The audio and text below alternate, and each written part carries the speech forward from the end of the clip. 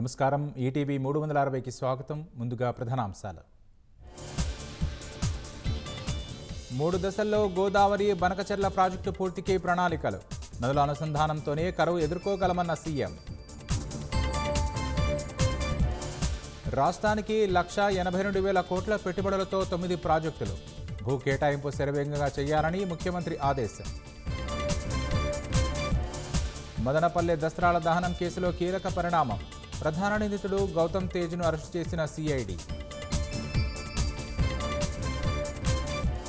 ఉచిత బస్సు ప్రయాణంపై నివేదిక త్వరగా ఇవ్వాలన్న సీఎం. ఉగాది నుంచి ప్రారంభించేలా చర్యలు తీసుకోవాలని ఆదేశం.